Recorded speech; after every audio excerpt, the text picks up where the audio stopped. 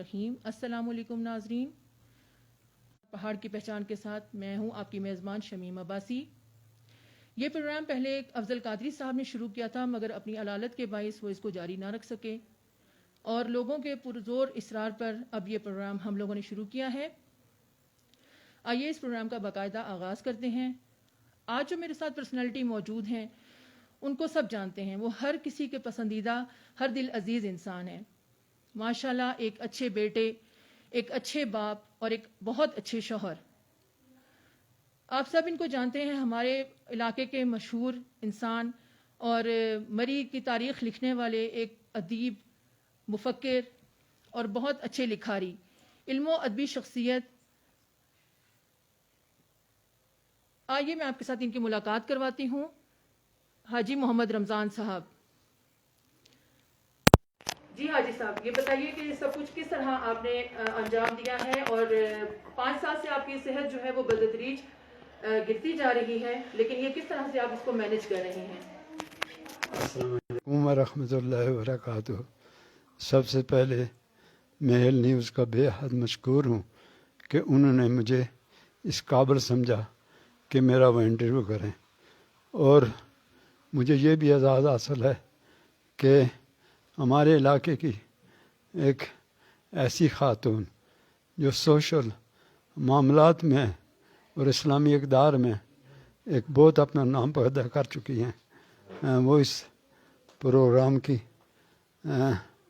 مطلب میرا انٹرویو لے رہی ہیں۔ میں ان کا بھی ضیاء بھائی کا بہت ضیاء میرا بھتیجا ہے، میں ان کا بھی بہت شکریہ ادا کرتا ہوں، اور بالخصوص اس پلیٹ فارم سے میں جناب افضل قادری صاحب کے لیے دعا گو ہوں کہ اللہ تعالیٰ ان کو صحت دے۔ وہ میرے بہت پیارے دوست بھی ہیں، میری بہت وہ قدر کرتے ہیں۔ 2 سال یا 1.5 سال پہلے انہوں نے میرا انٹرویو کیا تھا۔ اب میری یادداشتیں جو ہیں ویسی تو نہیں رہی ہیں، لیکن یہ ایک آپ کی ٹیم کی طرف سے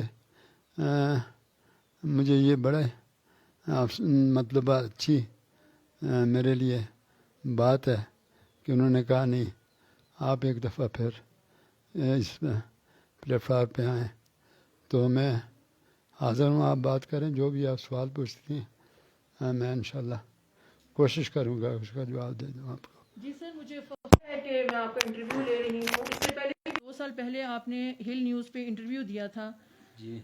جی اور مجھے بس یہ جاننا ہے آپ کے بارے میں کہ آپ کے بچپن اور تعلیم کے بارے میں کیا صورتحال تھی، آپ کچھ تھوڑا سا مختصر سا اپنے بارے میں بیان کریں ذرا۔ جی، آج کی تعلیم اور ہمارے دور کی تعلیم میں زمین آسمان کا فرق ہے۔ ہم لوگ جو ہے مجھے یاد ہے کہ اس وقت والدین میں بچوں کے پڑھانے کا کوئی شعور اتنا نہیں تھا۔ البتہ میرے 2 بھائی جو تھے ان کا دل تھا کہ اس کو ہم اسکول میں داخل کریں۔ مجھے 6 سال کی عمر میں مسعود کے لور اسکول میں انہوں نے بھرتی کرایا، اور وہاں سے میں نے ابتدا ہوئی۔ پھر اسکول اس وقت 4 کلاس جو پرائمری ہوتی تھی وہ میں نے مکمل کی، تو آگے کوئی اسکول نہیں تھا۔ دریا گلی کا بھی پرائمری تھا، مڈل سے ٹوٹ کے، تو اور کوئی وسیلہ نہ طریقہ نہیں تھا، تو میں تعلیم میری رہ گئی تھی۔ پھر میری خوش قسمتی کہ میرے بنوئی نگری والے ہمارے گھر آئے، انہوں نے کہا یہ لڑکا کیا کرتا ہے، یہ تو مجھے ایسے ہی گھومتا پھرتا نظر آتا ہے، تو آپ نے کیوں نہیں اس کو اسکول میں ڈالا؟ اماں جی نے کہا کہ کون سے اسکول میں ڈالوں، 4 جماعتیں یہ پڑھ چکا ہے، بس بہت ہے۔ میرے بیٹوں نے 2 3 جماعتیں پڑھی ہوئی ہیں، تو بہت ہے اس کے لیے۔ انہوں نے کہا کہاں بہت ہے، آپ اس کو نگری بھیجیں، میں وہاں پڑھاؤں گا۔ خیر مختصر بات کرتا ہوں، 2 سال میں نے نگری پڑھا ان کے اصرار پر، ان کی مہربانی تھی، میرا ٹرننگ پوائنٹ تھا زندگی کا، تو اس میں مجھے وہ موقع ملا، میں اپرچونیٹی، یہاں سے نگری 10-11 کلومیٹر دور ہے، میں ویکینڈ پہ آتا تھا، تو وہاں جا کے نگری میں بھی اللہ کا بڑا کرم اور فضل تھا کہ مجھ میں ایک ٹیلنٹ تھا، تو میں نے اس کو وہاں یوٹیلائز کیا۔ میرے پاس منات خان تھا بہت اچھے قسم کا، اور اپنے جو مسعود کے اسکول میں صبح کی حمد میں پڑھایا کرتا. لب پہ آئی ہے دعا بن کے تمنا میری، یہ میں پڑھایا کرتا تھا صبح. میں نے یہی سلسلہ وہاں بھی شروع کیا. میری آواز بہت پیاری تھی. آپ یقین جانے کے سامنے وہ ایک پہاڑی گاؤں علاقہ تھا، جو پہاڑ کی عورتیں سامنے نظر آ رہی تھی. وہ اپنے جھاڑو اور سب کچھ چھوڑ کے کھڑی ہو جاتی تھی میری ہم سننے کے لیے. تیسرا میں وہاں مجھے انہوں نے ہاتھوں ہاتھ میں لیا وہاں کے لوگوں نے. تو اس طرح میری وہاں میری بہن کی بھی عزت بنی، میرے بہنوئی کی بھی. پھر اس کے بعد میں چھٹی میں نے وہاں سے کمپلیٹ کی. تو پھر دریا گلی اسکول اللہ کا شکر ہوا کہ مڈل ہو گیا تھا. یہاں میں نے 2 جماعتیں پڑھی. اس کے بعد میں مری داخل ہوا. 57 میں نے میٹرک کیا. تو یہ ساری ہماری جو تعلیم تھی، ہمارے پاس کیا ہوتا تھا، 4 آنے مجھے ملتے تھے مری کے لیے، 2 آنے کے بسکٹ اور 1 آنے کی چائے ہوتی تھی. لنچ تھا ہمارا. تو پیدل جاتے تھے، پیدل آتے تھے، کوئی اور وسیلہ نہیں تھا. تو ہماری زندگی اور آج کی جنریشن کی جو اگر بات کریں تو بہت بڑا خلا ہے درمیان میں، اور بڑا میں کہتا ہوں کہ اچھا سین ہے. جو آج کے بچے اور بچیاں پڑھ رہی ہیں، وہ نیٹ استعمال کرتی ہیں، آن لائن ان کی تعلیم ہے، ان کے بہت سے ان کو مواقع ہیں. والدین ان کی اٹموسٹ کوشش ہوتی ہے کہ ہم کچھ نہ گھر کا اور کچھ چیزیں ہم پوری کر لیں گے، لیکن بچوں کی تعلیم کے لیے کمپرومائز نہیں کریں گے. یہ خاتون جو شمیم میرا انٹرویو کر رہی ہیں، مجھے پتہ ہے کہ انہوں نے اپنے بچوں کے لیے کتنی بڑی قربانی کی ہے. ان کے ہسبینڈ کی اتنی بڑی کمائی نہیں تھی. انہوں نے اپنی مدد آپ کے تحت ایک سکول قائم کیا اور اپنے بچوں کو تعلیم دی. آج یہ بچے جناب جوان ہیں اور ماشاءاللہ اچھی تعلیم ان کے پاس ہے. تو میں مایوس نہیں ہوں اس جنریشن سے. ہمارا دور اور تھا، اس میں ہمارے ذمہ دار لوگ تھے، گھر کی اناج وغیرہ یہ سارا سسٹم ہوتا تھا، تو ہم اسی پہ گزارا کرتے تھے. تو ہمیں یہ ان چیزوں کا کوئی پتہ نہیں تھا جو آج کے دور میں مہینے میں 1 دفعہ یا 2 دفعہ ہم گوشت کھاتے تھے، ہمیں یہ اثر ہی نہیں ہوتا تھا. لیکن جو خوراکیں ہم کھاتے تھے وہ گوشت سے بھی بہت اوپر والی تھی. دودھ، دہی، لسی، یہ ساری چیز، یہی مکئی کی روٹی، یہ ہماری غذات ہوتی تھی. تو زیادہ لوگوں کی مطلب اس کی خواہشیں نہیں تھی، خواہشات بہت کچھ نہیں تھی. اور دوسری یہ بات تھی کہ کل کا کسی کو فکر نہیں تھا کہ میرا کل کیسے آئے گا. آج ہے، آج دنیا اس دوڑ میں لگی ہے کہ میرا اچھا سا گھر ہو، میرے بیٹے اچھی تعلیم حاصل کریں، میں اچھی سی بہو لاؤں، میں اچھے سے اپنے پوتے دیکھوں، اپنا بہت اچھا گھر بناؤں. شمیم کی میں بات کر رہا تھا کہ انہوں نے بہت محنت کی. انہوں نے ایگزامپل قائم کی ہمارے علاقے میں، جو کسی خاتون نے ابھی تک اس طرح کی اچیومنٹ نہیں کی ہے. گو کہ بچیاں بہت اچھا پڑھتی ہیں. مجھے پتہ چلتا ہے کہ یہ الہدا کی جو اسٹوڈنٹس ہیں انہوں نے بہت زیادہ مطلب اس میں کنٹریبیوٹ کیا ہے معاشرے میں بہتری لانے کے لیے. بہت زیادہ انہوں نے کام کر رہی ہیں اور محنت کر رہی ہیں، جس کے لیے میں مایوس نہیں ہوں. جزاک اللہ. اللہ آپ کو تندرستی اور صحت میں زندگی دے. آپ ہمارے لیے مشعل راہ ہیں، ہمارے بچوں کے لیے مشعل راہ ہیں. آپ کی تعریف کرنا تو میرے لیے ایسے ہے جیسے میں سورج کو چراغ دکھا رہی ہوں.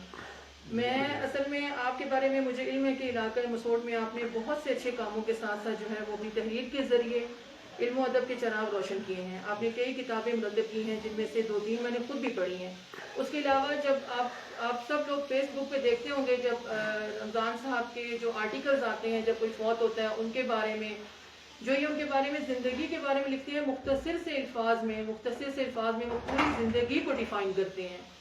اور یقین کریں کہ میں خود جب یہ آرٹیکل پڑھتی تھی تو مجھے ایسا لگتا تھا کہ اس دور میں میں خود تھی، اور وہ وقت جو تھا جو اس انسان نے گزارا تھا، مجھے لگتا تھا کہ جیسے وہ وقت ہم لوگ ان کے ساتھ گزار رہے ہیں۔ اس طرح کے آرٹیکلز، ایسے الفاظ استعمال کیے جاتے تھے، اس طرح سے اتنے خوبصورت الفاظ۔ میں اکثر رمضان صاحب سے کہتی تھی کہ میں کبھی بھی آپ کی تعریف میں وہ الفاظ بیان ہی نہیں کر سکتی، آپ کی تعریف کے لیے وہ الفاظ میرے ذہن میں ہی نہیں آتے جو میں آپ کی تعریف کے لیے استعمال کروں۔ میں بہت خوشی سے میں کچھ کتابوں کا ذکر کرنا چاہتی ہوں جو رمضان صاحب نے لکھی ہیں۔ سب سے پہلے تو جو ہمارا فخر ہے وہ یہ ہے کہ ہماری جو تاریخ مری ہے وہ رمضان صاحب نے خود لکھی۔ ملکہ کوثر مری جو تاریخ مری کے نام سے ہے، پیڑھی شجرہ نسب اپنے خاندان کی جو تفصیل ہیں وہ، سردار الیاس خان جو سینٹ جارجس کے آنر ہیں، انہوں نے ان کی زندگی کے بارے میں بھی ایک تفصیلی کتاب لکھی۔ تمیمی گروپ آف کمپنیز پر مفصل کتاب لکھی گئی۔ نذرانہ عقیدت اپنی سابقہ رفیق حیات پر ایک کتاب انہوں نے لکھی۔ ماشاءاللہ یہ اس معاملے میں بہت خوش قسمت ہیں، ان کی زوجات جو ہیں وہ پہلے جن کی ڈیتھ ہو چکی ہے، ماشاءاللہ وہ بہت اچھی خاتون تھیں، ان کی اولاد ماشاءاللہ بہت اچھی ہے۔ 8 ان کے بچے ہیں جن میں سے ایک جو ہیں وہ ان کی ڈیتھ ہو چکی ہے، باقی 7 ماشاءاللہ حیات ہیں۔ اور ماشاءاللہ ان کی بیماری میں جس طرح سے ان سب نے ان کا ساتھ دیا کہ میں سمجھتی ہوں کہ آج کل کے دور میں کوئی بھی اس طرح سے نہیں کر سکتا۔ دوسری بات یہ کہ ان کی جو دوسری زوجہ ہیں شاہینہ ان کا نام ہے، ماشاءاللہ وہ بہت دینی، مذہبی، بہت نفیس خاتون ہیں۔ وہ لاہور سے بلونگ کرتی ہیں، لیکن جب وہ ہماری فیملی میں آئیں تو انہوں نے خود کو اتنا اچھے طریقے سے منوایا کہ اب ہر بندہ ان کی تعریف کرتا ہے۔ میں سمجھتی ہوں کہ جس انسان کو خدا اللہ تعالیٰ خود پسند کرتا ہے اس کو سب لوگ پسند کرتے ہیں، اور یہ دونوں ایک ایسی شخصیات ہیں دونوں کہ میں سمجھتی ہوں کہ جب ان کو ہم لوگ سب پسند کرتے ہیں تو ان کو اللہ تعالیٰ خود پسند کرتے ہوں گے۔ اس کے بعد میں کتاب کا ذکر کر رہی تھی، نذرانہ عقیدت۔ اس کے بعد انہوں نے لکھی اماں جی، اپنی خالہ کے بارے میں مفصل کتاب لکھی۔ اس کے بعد انہوں نے ننھا مصطفیٰ، ایک نوزائیدہ بچے کا ذکر ہے جس کا بائی پاس ہوا، اس کا ذکر۔ محمد اسماعیل عباسی، اپنے باس کے بارے میں جو کہ تمیمی کے پہلے مینیجر تھے، جو کہ پاکستانی تھے، یعنی کہ پاکستان کے پہلا شخص جو کہ تمیمی کا مینیجر ہوا۔ اس کے علاوہ بھی بہت سی تصانیف ہیں، آرٹیکلز ہیں جو گاہے بگاہے آپ لوگ سب فیس بک پر دیکھتے رہتے ہیں۔ میں آپ سے یہ پوچھنا چاہتی ہوں کہ ہمارے سماجی اور معاشرتی زندگیوں میں بہت سی ایسی چیزیں شامل ہو گئی ہیں جن کا نہ تو اسلامی جو ہے وہ کوئی سسٹم ہے اور نہ ہی نظام حیات کو کوئی مطلب میل ہے، نہ ہی سماجی لحاظ سے ہے۔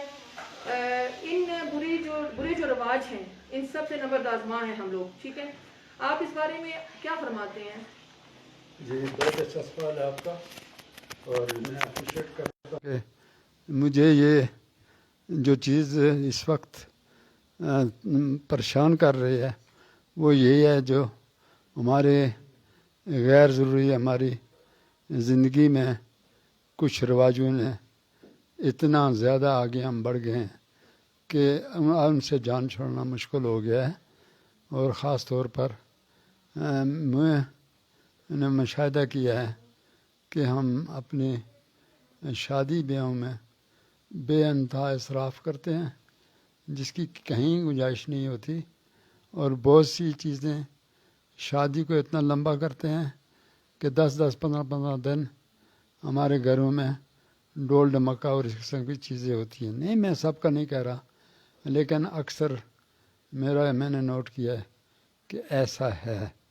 اس کے بارے میں نے ایک تحریر لکھی تھی اور جس میں نے یہ مشورہ دیا تھا کہ ہم کو تھوڑی سی سادگی اختیار کرنی پڑے گی۔ مثال کے طور پر ہم کو اس کا احساس کرنا چاہیے کہ اللہ تعالیٰ نے عورت میں محرم اور غیر محرم کا ایک فصیل رکھی ہے، اس کو ہم اس طرح عبور کرتے جا رہے ہیں کہ کوئی تمیز نہیں رہی ہے۔ اب تعلیم جن بچیوں نے علودہ میں پڑھی ہیں یا شمیم جیسی خواتین ہیں، یہ چیزیں یہ بھی نہیں روک سکی۔ انہوں نے بھی دبے لفظوں میں ان کو اچھا نہیں سمجھا، لیکن معاشرے کے اس سارے معاملات میں یہ پیچھے رہی ہیں. میرا یہ میسج ہے کہ خدا کے لیے آپ لوگ اپنا طرز زندگی اسلام کے ساتھ منسلک کریں. اسلام ہمیں کیا کہتا ہے. حضرت فاطمہ رضی اللہ تعالیٰ عنہ کی رخصتی ہوئی، وہ کیسی ہوئی، اس میں کیا داج تھا، اس میں کیا کیا چیزیں تھیں. آج صرف بیوٹی پارلروں پر 3 دفعہ دلہن کو لے کے جاتے ہیں، اور ایک ٹرپ کا میرا خیال ہے 20-25 ہزار روپیہ یا اس سے کم ہوگا، مجھے نہیں پتا، لیکن لگتا ہوگا. تو یہاں سے اگر عمر ہی لے کے جاتے ہیں 2-3 خواتین ان کے ساتھ اور جاتے ہیں. یہ کیا ہے؟ ہمارے پاس قدرت کی دی اتنی خوبصورتی ہے کہ ہماری جو مائیں تھیں، ہماری دادیاں، ہماری نانیاں، ہماری ساری، انہوں نے کبھی ان خرافات کو اس کے نزدیک تک نہیں کی. بلکہ بعض اوقات مجھے یاد ہے کہ وہ خوشبو والا صابن جو ہے نا، وہ بھی چہرے پہ لگانا میں پسند نہیں کرتی تھی کہ اس میں سے خوشبو آتی ہے. تو آج یہ جو انداز ہے یہ اتنا خراب ہے. یہ جو غرارہ اور یہ ساری چیزیں یہ ہماری معاشرت میں کہاں سے آ گئی ہیں؟ یہ ڈول ڈمکا کہاں سے آ گیا ہے؟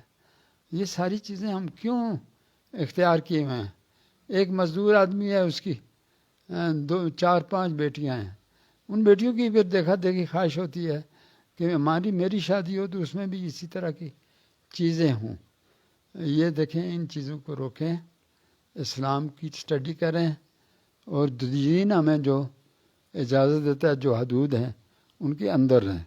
غیر محرم کو محرم سمجھیں، غیر محرم کو محرم.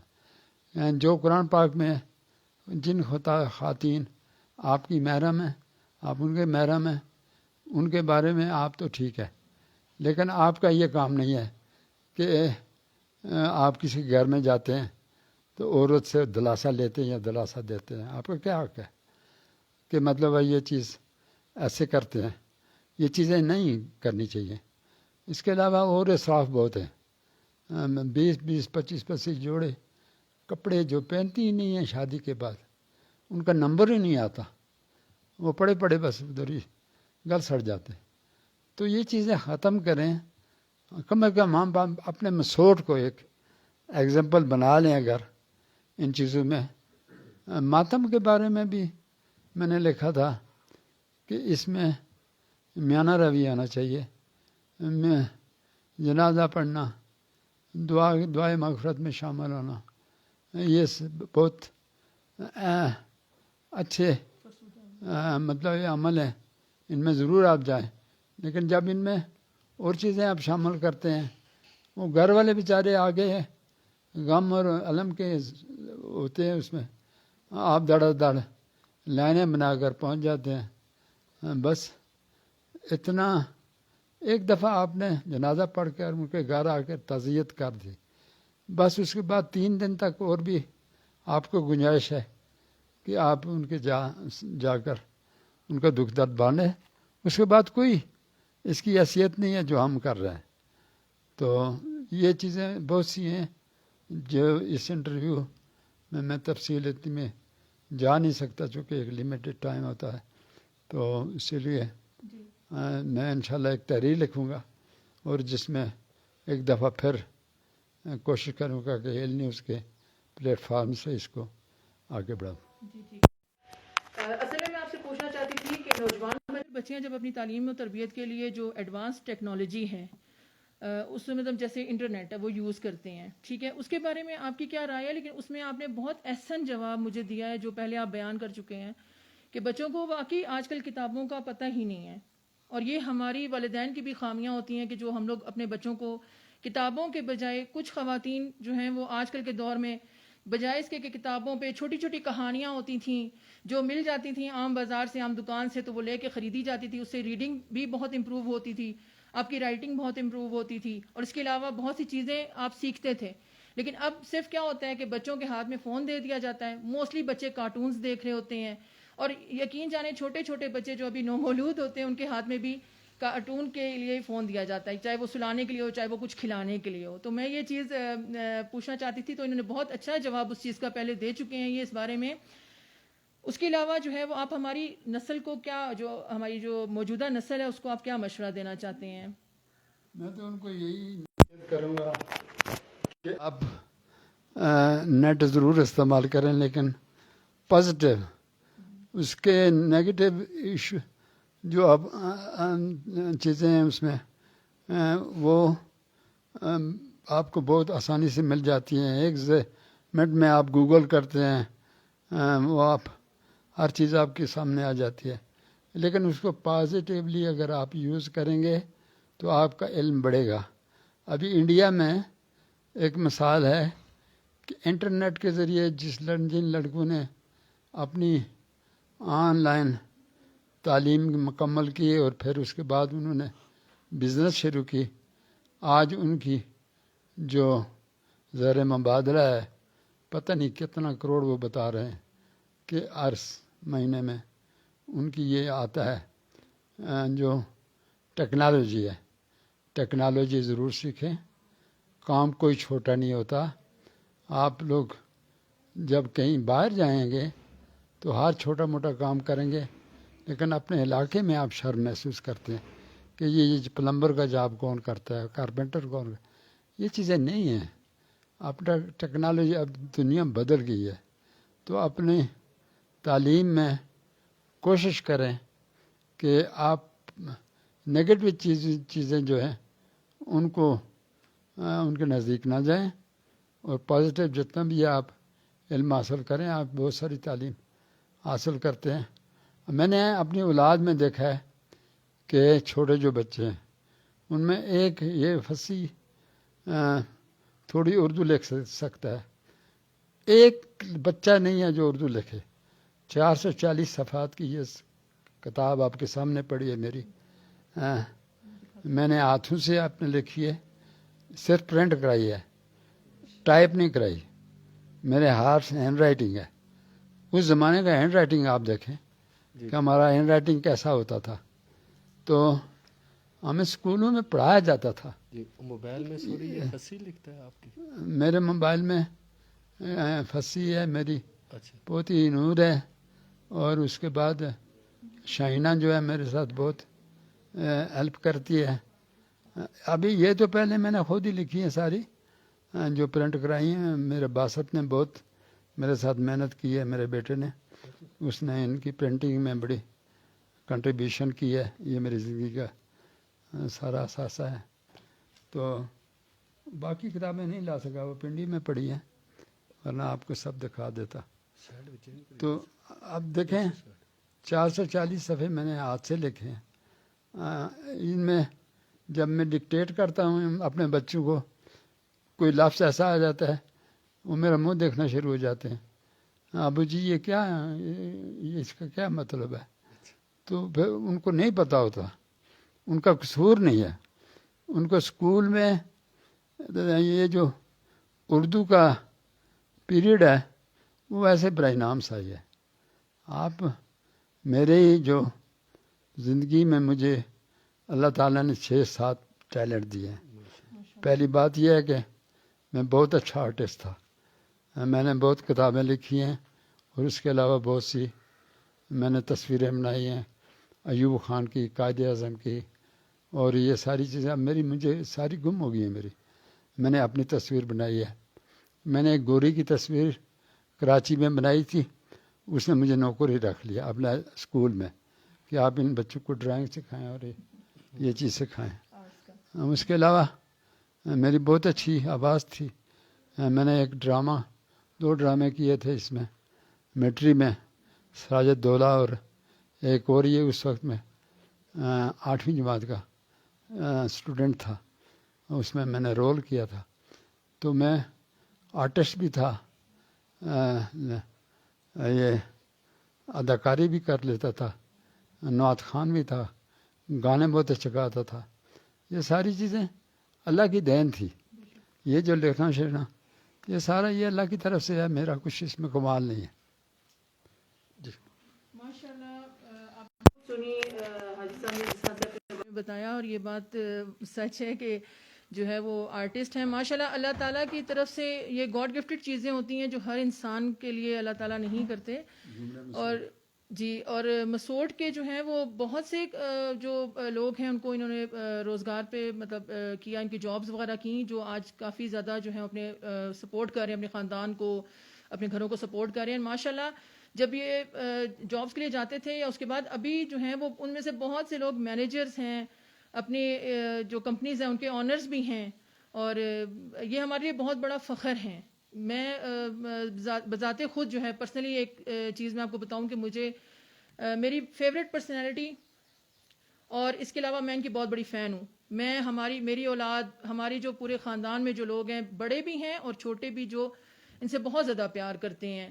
اور جسٹ بیکاز کہ ان کا بیہیویئر, ان کا جو انداز ہے بات کرنے کا بڑوں کے ساتھ کس طرح سے ہے, چھوٹوں کے ساتھ یہ بالکل چھوٹے بن جاتے ہیں اور بڑوں کے ساتھ بڑے, لیکن اپنی بات میں ایک ٹھوس اور مثبت بات کرتے ہیں, اور ایک ٹھوس اور مثبت بات جو ہے وہ یہ لکھتے بھی ہیں, اور یہ ہمارے لیے بہت بڑا فخر ہے. ناظرین, آپ نے دیکھا کہ ایسی عظیم شخصیت سے گفتگو کرنا ہل نیوز کی پوری ٹیم کے لیے باعث شرف ہے, اور دعا ہے کہ اللہ پاک ایسی عظیم ہستیوں کا سایہ ہم پر قائم و دائم رکھے, اور ان کی زندگی کے تجربات سے ہم اور ہماری آنے والی نسلیں مستفید ہوتی رہیں. یہ ہمارے لیے مشعل راہ ہیں. جزاک اللہ, اللہ آپ کو صحت دے, اللہ آپ کو لمبی زندگی دے, اور ہمارے سروں پر آپ کو ہمیشہ سلامت رکھے. بہت بہت شکریہ. میں پوری ٹیم آپ کی کو بہت شکریہ ادا کرتا ہوں, بالخصوص ضیاء بھائی, ضیاء عزیزم ضیاء, اور افضل قادری صاحب کا ذکر دوبارہ کرتا ہوں. ان کی بڑی خدمات ہیں.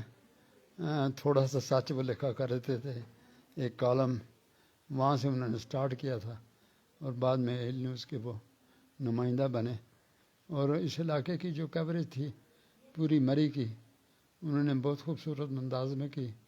اور بالخصوص جو ہمارے یہاں کے علاقے میں مسوٹ, چرونگل, یوسی کی درے گلی کی کہہ لیں کہ ان میں اس ٹیم کا بہت نام ہے, جس میں ضیاء کی بہت رائٹ ہینڈ طریقے سے خدمات ہیں. اور افضل قادری صاحب کا بیٹا اس وقت میرے سامنے موجود ہے, ماشاءاللہ بہت ٹیلنٹڈ بیٹا ہے. اللہ تعالیٰ ان کو, اور ان کے لیے میں انشاءاللہ دعا کروں گا 5 نمازوں کے بعد کہ اللہ تعالیٰ ان کی صحت دے.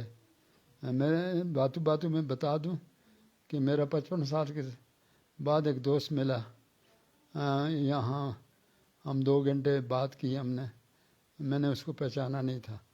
جوانی میں وہ بالکل گول مٹول خوبصورت بچہ تھا, میرے ساتھ کینٹینوں میں کام کرتا تھا. اس نے جب کہا کہ آپ نے مجھے کیوں نہیں پہچانا, تو میں نے کہا میں اب کیا کروں, میرے بس کی بات نہیں, میری یادداشت چلی گئی ہے, میں آپ کو بالکل نہیں پہچان سکا. اس نے کہا میرا نام حنیف ہے, میں نے آپ کے ساتھ اتنا عرصہ کام کیا ہے, اور 66 میں ہم مطلب اکٹھے تھے.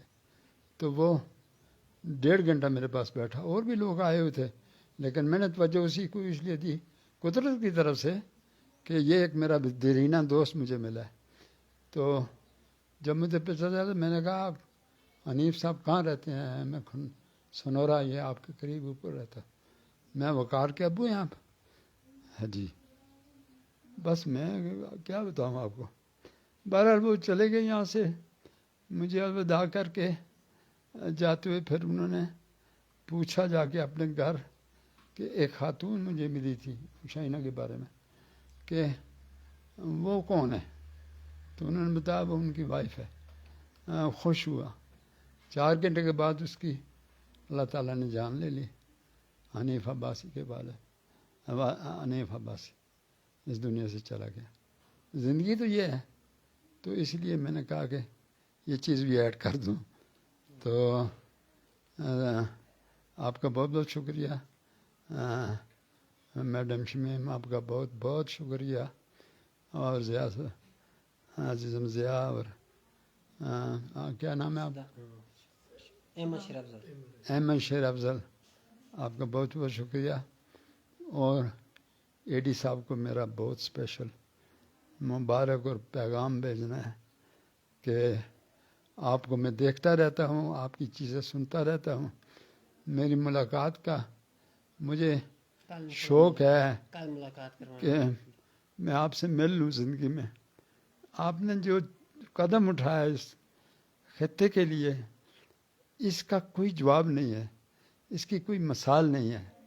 ہم مطلب یہی چیزیں ہیں جو جس کے لیے ہماری اویئرنیس بڑھی ہے. آپ کی بہت کنٹریبیوشن ہے اس حوالے سے, ایل نیوز کے حوالے سے, کہ لوگ آپ کی خبریں اخبار بھی پڑھتے ہیں, آپ کے پروگرام بھی دیکھتے ہیں, پھر جو ماتمداری ہوتی ہے اس کو بہت خوبصورت انداز سے آپ اس کو کور کرتے ہیں. یہ ہمارے لیے بڑی فخر کی بات ہے, میں بہت فخر سمجھتا ہوں اس کو. اور جو بھی پہاڑی علاقے کے لیے ہمارے مصنف یا ہمارے اینکر یا ٹی وی سے متعلق لوگ ہیں, اللہ تعالیٰ ان سب کو جزا دے, اس علاقے کو بوسٹ کر رہے ہیں. جی ناظرین, جس طرح آپ نے حاجی رمضان عباسی صاحب کی گفتگو سنی, ماشاءاللہ ہمارے لیے ایک قیمتی سرمایہ ہے. اللہ پاک ان کا سایہ ہمیشہ قائم و دائم رکھے. اور میں تمام اپنے ویورز کو جو ہے ریکویسٹ کروں گا کہ ان کی صحتیابی کے لیے دعا کریں, کیونکہ اس حالت میں بھی وہ اپنا جو ہے قلم نہیں چھوڑ رہے اور مسلسل جو ہے وہ اس پر لکھ رہے ہیں, علاقے کے مسائل بھی لکھ رہے ہیں, اور جو لوگ چلے گئے ان پر بھی لکھ رہے ہیں. اور سب سے بڑی جو اہم کاوش اور اہم جو بات ہے وہ میرے خیال میں وہ تاریخ مری کے اتنا بڑا پورے مری کے حوالے سے ایک تاریخ لکھنا, تاریخ کے ساتھ اس کا مواد اکٹھا کرنا اور پھر لوگوں تک پہنچانا, یہ ایک بہت بڑی اہم کاوش ہے. تو اس کے ساتھ میں شمیم عباسی کا بھی بہت شکر گزار ہوں کہ انہوں نے بہت احسن اور اچھے طریقے سے جو ہے اپنا پہلا پروگرام تھا ان کا نے بہت اچھے طریقے سے ہوسٹ کیا, اور ماشاءاللہ آگے اللہ پاک ان کو مزید ترقی اور اکبرانی دے. تو ان الفاظ کے ساتھ میں آپ سے اجازت چاہوں گا. اپنے ارد گرد عزیز و اقارب کا بہت خیال رکھیے, اور جو ہمارے لیے گفتگو کی ہے حاجی رمضان عباسی صاحب نے, اللہ پاک ہمیں اس پر چلنے کی توفیق عطا فرمائے, جس پہ شادیوں کے حوالے سے, ماتم کے حوالے سے جو ہماری نوجوان نسل ہے ان کو انہوں نے بتایا کہ کس طریقے سے جو ہے کرنا چاہیے. کیونکہ جس طرح حاجی صاحب نے کہا کہ شادیوں کو جو ہم نے اپنے لیے وبال جان بنا دیا ہے, اور ابھی تک دیکھیں کہ کتنے نوجوان لڑکی اور لڑکے گھروں میں شادی مہنگائی کی وجہ سے جو ہے وہ شادیوں کے انتظار میں بیٹھے ہیں کہ اتنا جہیز آئے گا, اتنا اس کے اندر فرنیچر ہوگا تو پھر شادی ہوگی. حالانکہ بالکل سمپل ہے, جس طریقے سے حضرت علی اور حضرت فاطمہ کی شادی اگر ان پر چلا جائے تو بہت ساری جو بھی یہ برائیاں ہیں ان سے بھی بچا جا سکتا ہے, اور ایک معاشرہ ہمارا جو ہے بہت احسن طریقے سے آگے بڑھ سکتا ہے. تو میں دوبارہ حاجی رمضان صاحب کا اور شمیم عباسی کا دوبارہ تہ دل سے مشکور ہوں جنہوں نے ہمیں وقت دیا. ان الفاظ کے ساتھ میں آپ سے اجازت چاہوں گا. اپنے ارد گرد عزیز و اقارب کا بہت خیال رکھیے. اللہ حافظ.